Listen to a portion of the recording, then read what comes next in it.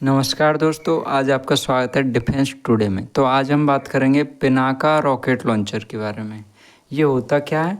ये multi barrel rocket launcher प्रणाली है जिसका विकास DRDO ने किया है। उसके जो निर्माता है वो L&T और टाटा एडवांस सिस्टम है और भारत अर्थ मूवर्स लिमिटेड BEML है।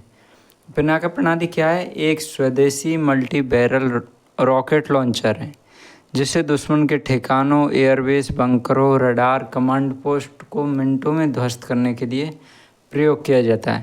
मतलब कि ये एक साथ बहुत सारे रॉकेट दाग सकती है। कम से कम 44 सेकंड में 12 रॉकेट दागने की इसकी तकनीकी विशेषता है। इसीलिए जो है इसका विशेष रूप से प्रयोग किया जाता है। इसकी दूरी की बात करें तो MK1 फर्स्ट जो है 40 किलोमीटर है और MK सेकंड की जो रेंज है 75 किलोमीटर है। तो अगली पीढ़ी का जो इसका जो रेंज होगी वो 120 किलोमीटर तक होगी। और जिसमें इसमें रॉकेट ट्यूब की संख्या कितनी है? तो एक बैटरी में 6 लॉन्चर, प्रत्येक में 12 ट्यूब होते हैं। तो सब 12 ट्यूब होंगे तो कितने हो गए? एक बैटरी मतलब 72 रॉकेट एक साथ, मतलब 72 रॉकेट लॉन्च कर सकती है।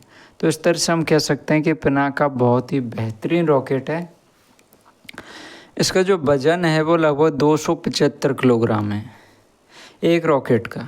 इसकी जो गति है 1 मिनट में 12 रॉकेट फायर करने की, मतलब वो 44 सेकंड और 1 मिनट तक। और नेविगेशन GPS आधारित है और तो मतलब इसमें कोई दिक्कत ही नहीं है। सर्जिकल स्ट्राइक और सीमावर्ती हमलों के लिए मेनली जो है इसका प्रयोग किया जाता है।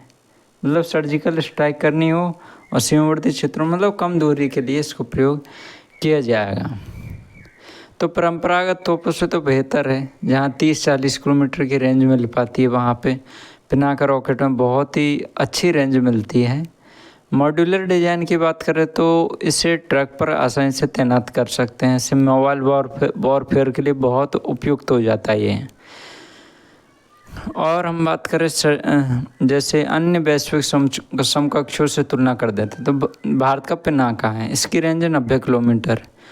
रूस के पास है ग्रैंड BM-21, उसकी रेंज है 20 किलोमीटर। अमेरिका के पास हिमरास है, उसकी रेंज है 300 किलोमीटर। ये भी गाइडेड है भारत की तरह। तो इस तरह से हम कह सकते हैं भारत जो है कहीं ना कहीं इस मामले में जो है बहुत ही एक शानदार देश है कि रॉकेट लॉन्चरों के मामले में बहुत अच्छी रेंज है भारत के पास जो विकसित देशों के पास होती है। रणनीतिक लाभ क्या है? स्वदेशी उत्पादन है, आत्मनिर्भर भारत की दिशा में एक बड़ी उपलब्धि है। और रैपिड फायर और हाई मोबिलिटी, मतलब कि इसे जो है मोबाइल लॉन्चरों की सहायता से तैनात किया जा सकता है। ज़रूरी नहीं है इसके लिए कि एक जगह तैनात हो गया उठेगा ही नहीं।